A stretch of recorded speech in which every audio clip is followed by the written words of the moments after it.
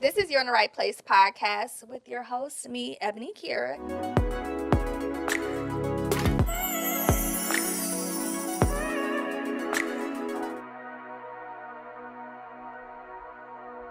Welcome to another episode of You're in the Right Place podcast. I'm your host, Ebony Kiera, and this episode is gonna be a deep one, so I need y'all to really lock in and be ready for this. This is gonna hit close to home for me too, because as a person that deals with bigger emotions than I would like to, and things that I feel a little bit deeply than I would like to, it's gonna hit home, and I hope you guys are gonna be tuned into this. We have TraShona today, let me emphasize, it's Black History Month, our Black female therapist in the building today. So this is TraShona, y'all.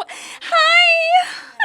Thank you for joining me. I really do appreciate it. Thank you for having me. So, I would just like to say I read your bio. Yeah. And we share something in common. I'm from Chicago. I saw that.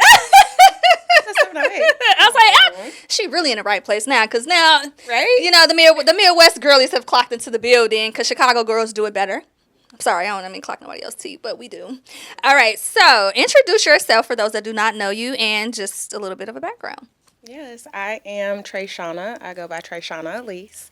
I'm a trauma-informed therapist, but I like to, people that I encounter, I just say I'm a multi-hyphenated creative founder and generational curse breaker. Okay, so what originally, drew you into this field? Ooh, well, I am the baby girl of a teen mom.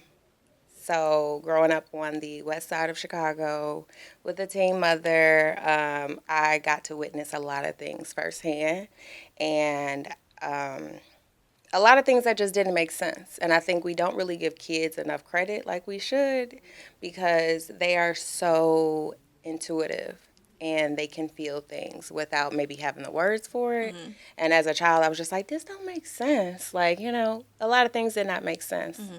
And I always wanted to understand the human mind and behaviors. So got into psychology, and I was like, oh, this is it. This is it? This is it. Okay. Yeah. Where did you go to school? What was the high school? And just for my Chicago viewers, where was the high school you went to, and what college did you study at? Yes. So I actually went to Marion Catholic High School, Chicago Heights. I went to Rich South. Okay. That's so good. Rich South was in my backyard. Yes. Yeah. Okay. That's okay. What's up? I love that. Come on with it. Yeah, so I went to Marion Catholic High School up until junior year, and then I transferred to Morton West in Berwyn. Okay. Yeah. Then I went to Central State University, which is a HBCU located in Wilberforce, Ohio. Shout out to the Marauders. And graduated from Central State with a degree, a bachelor's in psychology. And then I did a little bit of casework and just work in the field with youth and Dayton Public Schools. I worked with 13 of Dayton Public Schools, and I just had students at each school. And after I left there, I went back to Chicago, got my master's in clinical mental health counseling. I know that's right. Yeah, and since then, I have been doing trauma-informed therapy at private practice. Okay. What was life like? I like to get into people's business when they say they went to HBCU, because I'm jealous. So I didn't get to do that. I went to Northern Illinois University, studied journalism.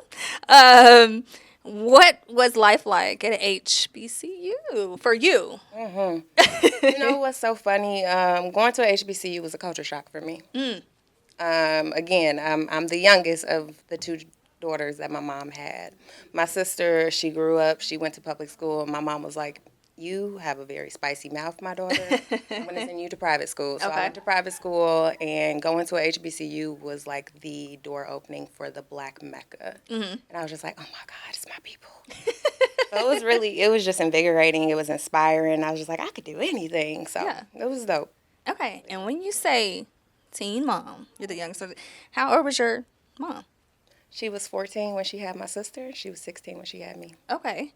And being we see the shows, obviously they started that show back, in the early 2000s with Teen Mom, and kind of seeing all of that. Yeah, 16 and Pregnant, then Teen Mom kind of came about. Did you relate per se, but did any of that strike you or hit home dang, my mom kind of went through some of these things that these young ladies went through, or anything like that? Oh, absolutely. Expand. Absolutely. Ooh. So, as you can imagine, my mother having my sister at 14, me at 16, she experienced a lot of things. And unfortunately, she was abused in her childhood. And so that made her extremely hypervigilant for me and my sister. Like, anybody touching you, anybody doing anything unfamiliar. So, before I even knew boyfriend and girlfriend, I knew don't let nobody touch my privates. And so that was something that she was just like, she would drill it in. Y'all are not going to be teen kid, like teen moms, like I was. Like Yes. trying to break that stigma as much as possible. And I give my mom all the kudos because she worked her behind off to give us a different life. I don't know how she did it, but she did it. How is that relationship today? At how old are you? If I may I am ask. 33. Come on, 33. I'm 35. So how is that relationship now in in adult life? Because I mean, my relationship with my mom is way better in my 30s than it was growing up as a teenager or even as a young lady in her 20s. Oh, for sure. Oh, for sure. I have to remind my mom oftentimes, like, girl, we raised you. But our relationship has grown so much as adults now. And I mean, even up until 3 years ago, we're so much alike that we just clash heads so much. But it is so much better now. She's more receptive to me. Unfortunately, it took for me to get my degree to be like, okay, you know what you're talking about. Yeah. I'm gonna listen to you. How can I use a coping skill? And I'm like, okay, let's do it. So it's much better than what it was. I Okay. love that. I love that. I really do love that because I think we tend to not give our parents or even our mothers. My mom was a single parent, so we tend to not give them the credit until you get older and kind of be like, "All right, yeah, I see why you were the way you were back then, and now it's a Absolutely. little bit different growing up and being my own adult to kind of see like, okay, you were this way because of X, Y, and Z and Oh, whatnot." for So sure. shout out to the moms. Shout out to the moms. Okay. So get out your personal business a little bit. We're gonna have to revisit. But in your work right now, what are some of the common things or common struggles that you're seeing your clients come in with right now?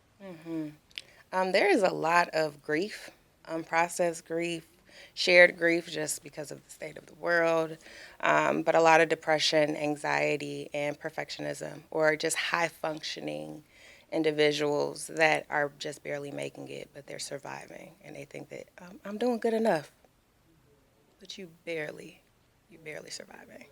Now, do you think that is because of maybe I don't want to say the phones because I'm always gonna say it's these goddamn phones, but I blamed it on a whole nother podcast. I was like, it's these phones, y'all, and now it's like an old uncle, my old uncle, but with everything that we're exposed to, even online or even in our personal life, working these jobs where we're breaking our backs and we're breaking our bones, is that I don't want to say is that the core reason why, but do you feel like that is the contributor?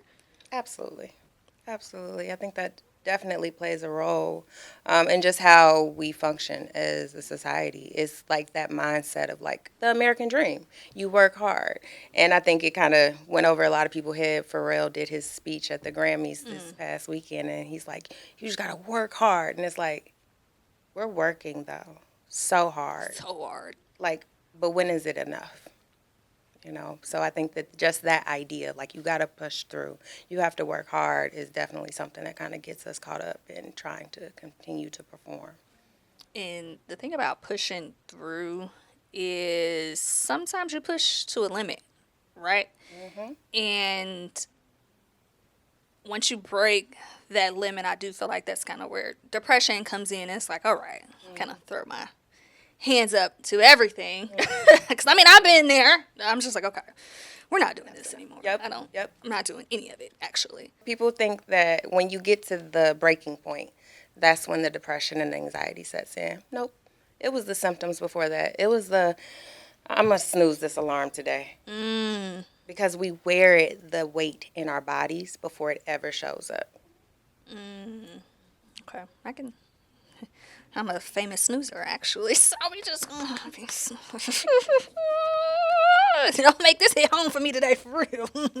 Okay, so for someone who's never been to therapy, especially like myself, how How would you explain what therapy is to someone and how that can kind of help you, whether you feel like you're okay or you feel like, oh, I don't really need that? Or who would it really be for versus you think people just go because they got a problem or they got depression, they got anxiety, or like, I'm overwhelmed? How would you explain that? I always, for my first time clients that come to therapy, I always say, we brush our teeth to be preventative.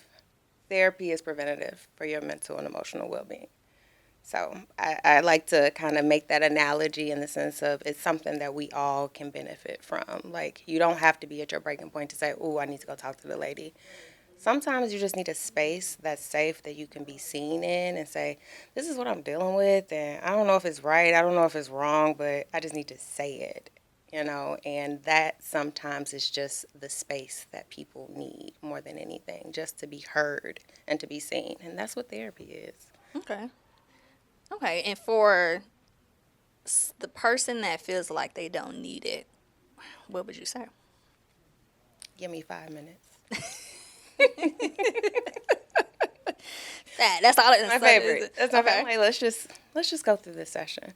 I don't, and I have clients that'll come in and be like, "Well, my family's told me I just need to go to therapy. I'm just so angry." I'm like, "Okay, you don't think you need it? No, I think I'm fine. All right." And then we've been working together for years. Like, okay, it worked out though. I'm glad you say that because we tend to, that actually leads to my next question. We tend to, in the black community, shame mental health, or we just brush it off and it's just like, whatever, we're not doing that. Oh, or black people don't go to therapy. Or we always get those, whether we got like the moms raising the son, like, or whoever's raising whoever's just like, oh, brush that off. Sure. all of the things. So with us, and us is in black because we are obviously black. How does one navigate in a space where we're literally told, you don't need that. Therapy is not this. That's not going to help you. We don't do this. All of those things. How do we push through that in this community? Ooh, that is tough, right? Because historically, we have been taught that if you have to go to therapy, it means you're failing, or it's a sign of weakness, and it's really not. It's really a space for you to just show up and be fully yourself and be human. You know, we take for granted the opportunities or the relationships I think that we have. And like developing those relationships to be a safe space for us. Whereas when you have certain patterns, it's like, I don't know why these relationships ain't working for me, or I don't know why, certain patterns keep showing up in this dynamic. Well, come to therapy. Let's sort that out and figure out what's really happening here. So yeah. Not to get into my own session, unpack some things. I tend to, just speaking of me directly, I like to tell people or even men I enter relationships with, like, I just need to let you know I have daddy issues. And I hate, I hate to always say it like that, and I joke about it, but honestly, I can self-awarely at 35 assess, like, no, I'm being dead ass. Like, I really do. And it comes from a space where when you're a little girl and you have this, your mom and your dad obviously did some things to get you here, but one parent leaves and it's like, oh, well, didn't know I have abandonment issues because my dad has exited the chat. Or now, as I got older, that shows up in male relationships for me. So I'm just like, okay, now I got a fear of abandonment. Now I'm overcompensating, like, oh, what did I do to make you leave? Or like, so every time somebody exits, even though as a regular woman, it wouldn't be that serious, right? It's just like, okay, that, like I said, fuck that nigga. For me, we didn't even have to be boyfriend or girlfriend, baby. I am hurt to the core. Like, why you do this to me? It hurts so deeply. Like, I just got really bruised. Yeah. So for me, like I said, not to go too deep into my whole, you don't have to give me a session or anything, but seriously, I'm just like, wow.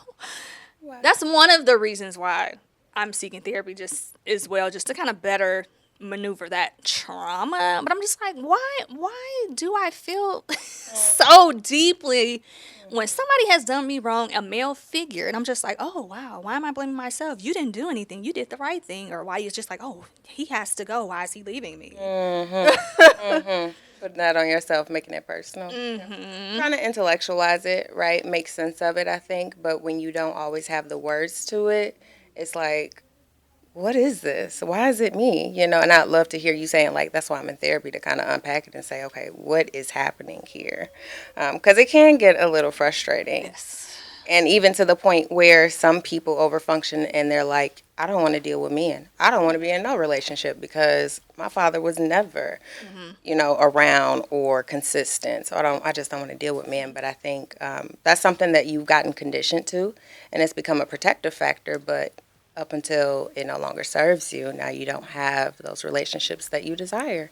And as humans, we desire connection. We Absolutely. want to be understood and seen. So when somebody says, maybe this ain't it, it hurts. Yeah.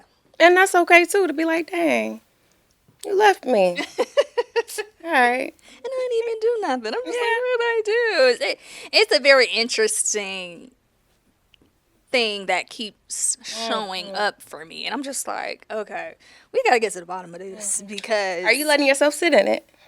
Yes. Yeah. Sometimes too long. Maybe it's funny because I'm going through a little, I don't want to call it a little bit of a situation right now, but I'm just like, you've shown up for me before, and now something that was so small, you've blown out of proportion so big. Now I'm like, you just, what is it? You just, like I'm disposable. You just trash it. And that's kind of what I'm sitting with in a current situation right now. That's And that's real. how it feels. That's real. Yeah. So I'm just like, okay, we're going to have to unpack. Because I was like, now I think it's getting deeper than just the daddy issues a little bit. So I'm like, sure. So as a woman in her 30s, you mentioned like high functioning, right? Or just any woman in general. I don't want to put it just on the 30-year-olds. We do tend to be very high functioning. And we feel that burnout, we feel that pressure, but we still keep going. We still keep going. So from what you see from that with your clients maybe, how does that show, if this makes sense, how does that show up in a session? Like what are women experiencing when they finally sit down on the couch and be like, okay, look, I can't. Like, so help me. Oftentimes, it shows up again as like that hyper independence, or like, codependence shows up heavily within Black women, of like, I gotta fix, manage, and control every single thing around me, because historically Black women have been expected to show up and control and manage. If dad wasn't home and mom had to go work, who's expected to take care of the rest of the kids? Usually, I mean, just even my grandmother, she was the oldest of 9 kids. She was the second mother, and so really that is difficult, to be able to separate yourself from that and understand, just because that's what has been expected of us historically does not mean that that is a way that we have to continue to live. Absolutely. Because it's not even realistic. What are some things that Black women could kind of do to help them navigate through that high functioning, that codependency? What are some tips that can kind of help us kind of work through that? One of my favorite authors and clinicians, Dr. Thema Bryant, she says that our no is holy. And we really have to honor our no's, because they are just as valuable as our yes. And being able to say, no, not right now. I can't do that. And just because it has been expected of us, when we start setting those boundaries, people are going to be mad. People don't like boundaries, especially when they've benefited from you always showing up and always being the one that they can turn to. So it might cause some disruption in relationships, but those relationships weren't healthy for your well-being. So it's got to be a choice of like, well, what's really worth it? At what cost? Me or their support or their well-being? Right.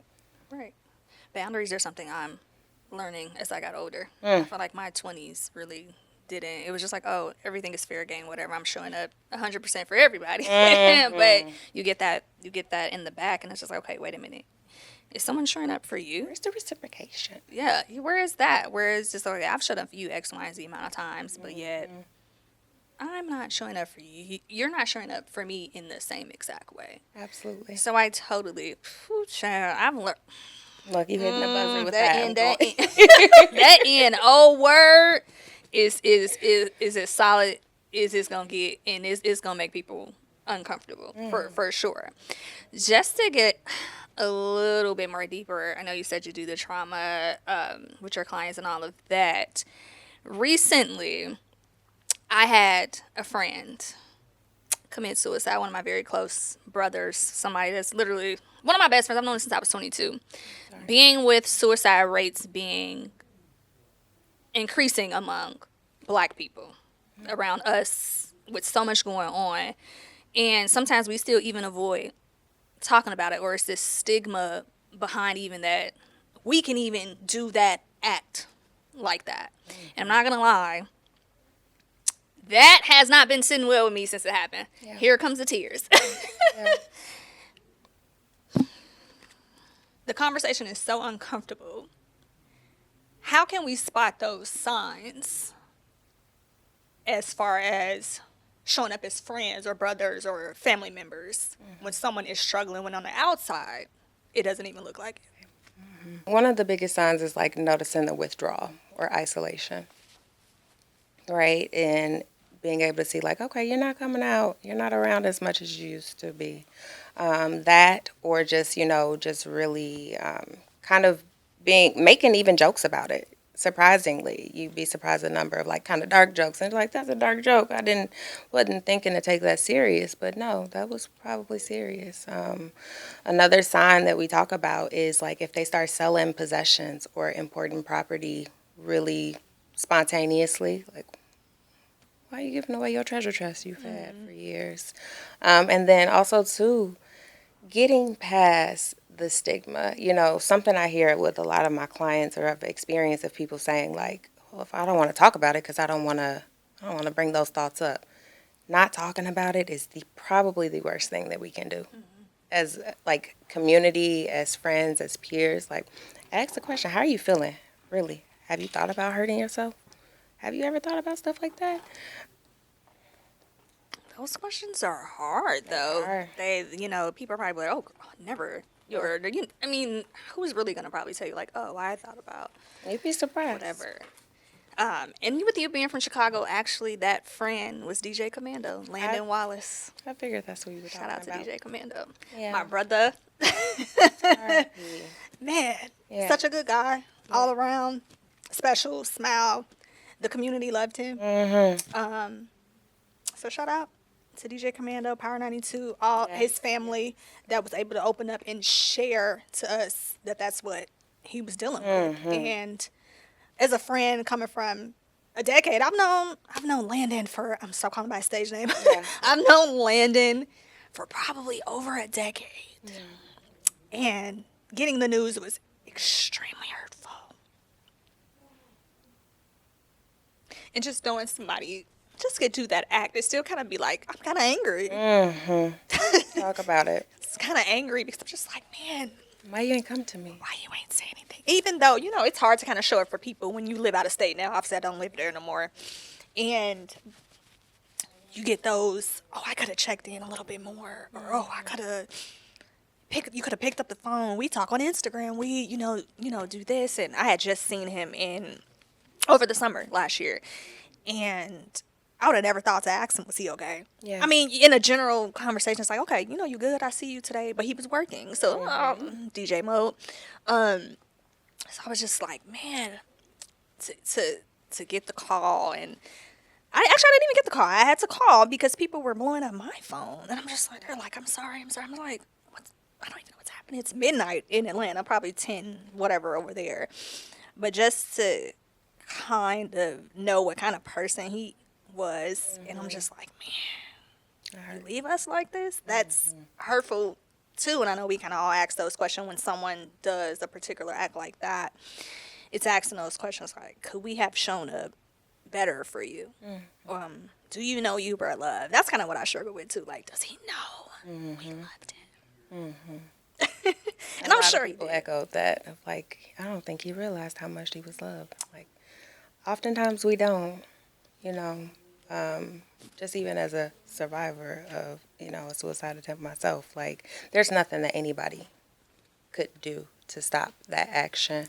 But it is something that requires us to get uncomfortable with asking those questions more directly.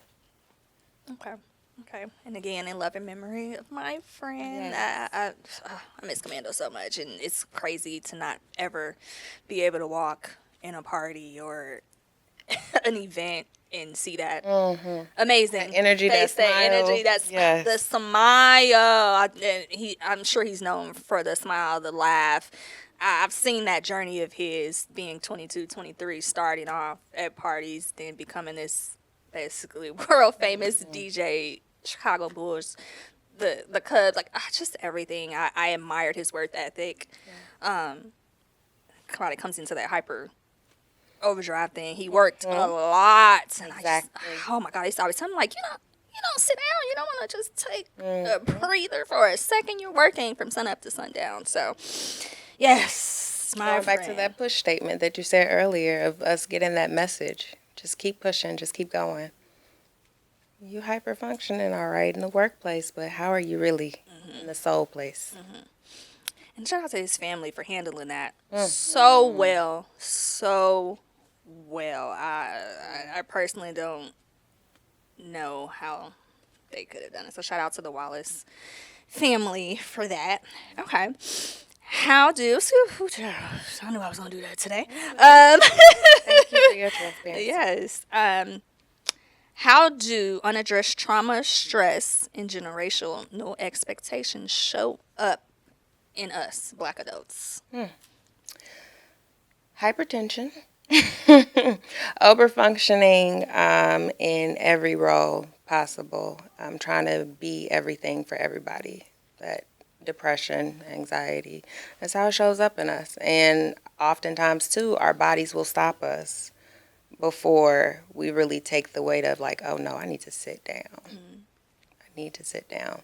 But even with those expectations that are placed on us, there's also then that what comes with that is the comparison and us having to compete to be better than the next person or what we think the next person is doing. And it's like, no, just focus on you, do you, and take your time. There's no standard. Like when I am working with my clients, I always tell them, like, but whose timeline are we holding this to? Like, whose standard are you creating this off of? It's weird to be the standard. I hate that. Mm-hmm. It literally. I tend to talk about. I tend to talk to younger women who are on a timeline, and I'm like, girl, at 22, 23, I was living my best life. Like, why are we so stamped on what you feel like You should have is accomplished by your yeah, and I'm like, trust me, it don't get no better up here either, because we're still the world that we're living in is just so different than the probably the early 2000s or whatever. People are living totally completely different lives right now, right. and I've had to pivot more times than I can count. And I don't think the younger generation realizes the pivot is just they're going to probably stick to what they want and how this is supposed to go. But I won't blame it all on them, because society has put us on a timeline. Exactly. They put us at, you go to high school, you graduate, you go to college, you get the degree, and you work for 40, 50 years in the American Exactly. dream. When that's not no not longer reality. it. And it's not reality. It's definitely not reality. So it's kind of like how our mind has warped us so much. And these damn phones. It's the influence of social media. Yes. Because it's so consistently in our face, right? And then even when people are struggling or going through stuff, we've also kind of become numb to it. Like, we don't even realize the detriment of what we are constantly being exposed to. It's like, ooh, we got to take a step back. It really is a damn phone. It I ain't is. say it. She said it.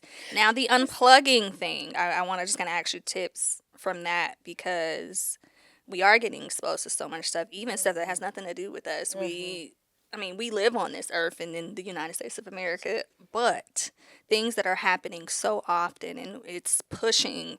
All we're seeing is what ICE politics, Trump, and it's just coming at us so fast. And I'm just like, Lord Jesus, we gotta unplug. Literally. Immediately. Have to. What are the things you could say to anyone that's just like, who has like that weight of the world on their shoulder when they don't even have to carry it because it's not, that's not yours. Mm-hmm. It's definitely, man. Starting there, right? It's not yours to carry. You can only control what you can control, right? Anything outside of that, what we can control is how we respond to it. And that's where the work in therapy comes. Which I do feel like everybody needs it. Mm-hmm. We meet so many people in our lifetime that I don't even think people realize like, oh, I have trauma connected to X, Y, and Z. Oh, for sure. Or I don't know how to deal with relationships or friendships. I see that a lot. Women are talking about how they don't even have decent friendships with people because of whatever trauma or whatever other things they've been exposed to, and they can't even keep friends for over a year or over 2 years. I'm just like, how? I've had the same friends for over a decade. Yeah. Yeah. It's insane. It is a thing. To me. It is a thing. And, it's interesting you say that. And I'm like, I don't know if it's a Chicago thing or what it is, because I have friends that I've known for decades. And then I encounter, obviously, growing more relationships. And it's like, I don't have no friends. And I'm like, girl, How? I don't know. And then it makes you kind of think, okay, is this you? Yeah. Or is Yeah. it the other person? I like to go to that this story on TikTok that they make fun of the women who go to Miami and don't come back friends. And I'm like, dang, I've been to Miami so many times with my friend group and we're just Made it back. we're just totally fine. And I'm like, who are you guys going on these trips with? Are you going with people that actually rock with you or that's kind of been in your corner? Start. Or are we just jumping on like, oh, I like you, girl. Let's just go on a trip. No, that's how we get the incidents that happened in Mexico. I think Yes. it was with that young lady, and I was like, oh, we gotta have a little more discernment. Mm-hmm. We have to have a little bit more discernment. And I love Miami, by the way. I just want to throw that out there. We always have a time in Miami. I can't. That's like one of my favorite things to do with my friends. We started an annual thing, and that's kind of how we end up. But I love Miami real bad. Right, Shane. It might just really be a Chicago thing, though. I was gonna say, is that just? It gotta be a Chicago. It gotta be a Chicago thing. I mean, I think we get the most love anywhere we go. I don't know when you travel if people are like, hey, we like y'all. We love Chicago. Man, I went to New Orleans and they were just like, oh, we rock with y'all heavy and Chief Keef this and da-da-da. I said, Chief Keef. Oh my goodness. What? Is that the first artist you thought about out of all the artists that we birthed and that we have? So that's just always kind of funny to me. But I feel like Chicago people get love everywhere that we go. And a lot of us have migrated here to Atlanta. I noticed. So that leads me to ask, how long have you been in Atlanta? I've been here for 3 years. Okay. How are you getting acclimated? I just moved to the city last year. Okay. I was in Alpharetta, so Love Alpharetta. It's beautiful. it's beautiful. Avalon, hit me up. I was not coming to Atlanta though. Okay. But this is my first year in the city. I do love it. But I'm between here and Chicago. Okay. So I'm flying back to Chicago next week for a couple of months. But yeah. So is that because of your job, or is it because like you're still kind of connected to Chicago, or? Yes. This is the episode talking about trauma. Intergenerational trauma is a real thing. And so I have to go back home and take care of my family. Okay. My grandmother's aging and it's a thing. So now, not saying this in a bad way, but do you feel like that is yours to carry? I think when our parents kind of go through those things or we have our family issue that we have to jump right out the gate and be like, oh, no, we have to take care of this immediately. Is that something you kind of...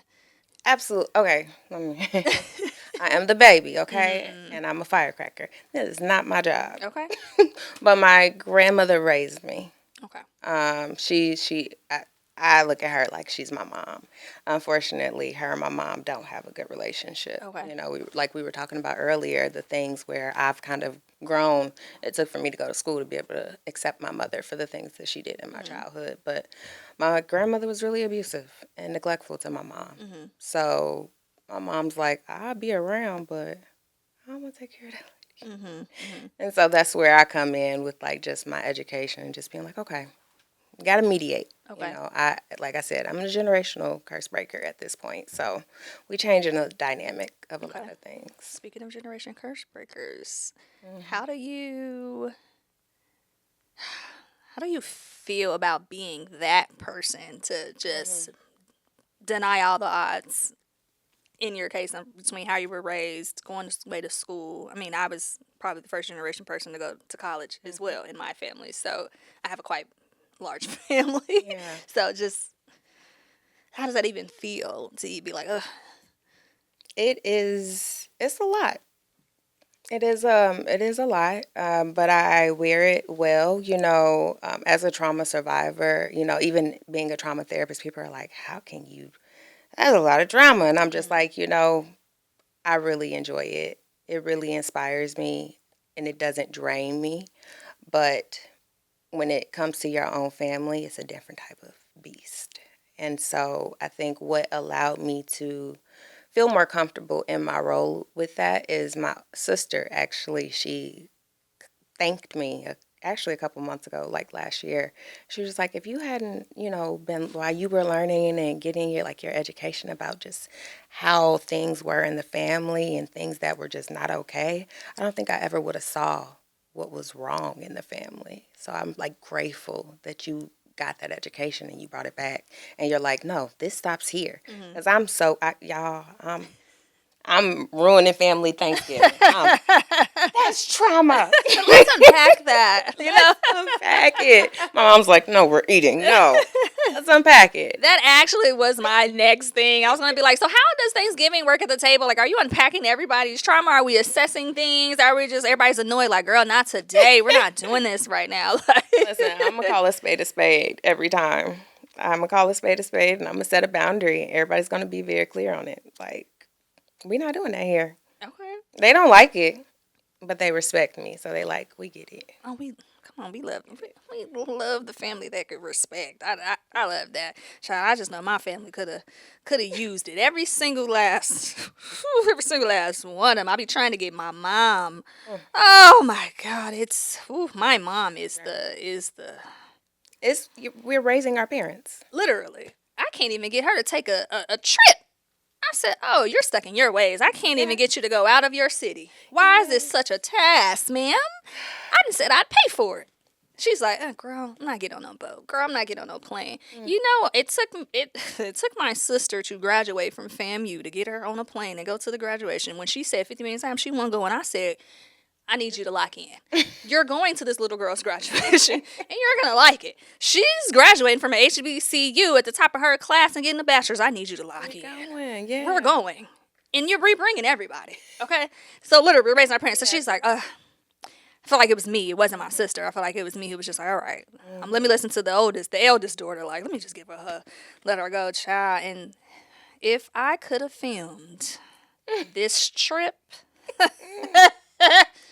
Woo, I probably would have made some money off that. Woo, that would have been primetime TV, darling. So, to close us out, if someone is listening to this episode right now who feels emotionally tired, unseen, all of the things, what reminder would you want them to leave with? That's a good question. I would say you are seen. Your feelings matter. You are valued, and you are worthy. Yes. Thank you so much, TraShona, for joining me today. I really appreciate it. Thank you. Could you drop your Instagram, all of the things, the website, where to find you? Go ahead. Yes. You can find me at Release with Aleece at Instagram. Yeah, Release with Aleece at Instagram. That is my business Instagram. I'm accepting clients, so hit me up. And I have to say thank you for locking in with me and my tears, darling. I knew I was gonna crash. I just knew it. I knew it was coming. You're in the right place. Podcast with me, Ebony Kiera. Subscribe. All of the things. Click it. Instagram. Bye. It's your host, Ebony, here with You're in the Right Place podcast. And as we wrap up season 1 and start season 2, I want the guests bigger, badder, better, all of the things. So I need y'all to tap in with me. If you want to be a guest, please Message me on IG, message the page at Ebony Kiera or You're in the Right Place Pod, YITRP Pod, just in case you missed it, YITRP Pod. Let us know if you want to be a guest, if you want to get into some things and really sit on this couch and be vulnerable and conversational and just chat with me. Hit me up.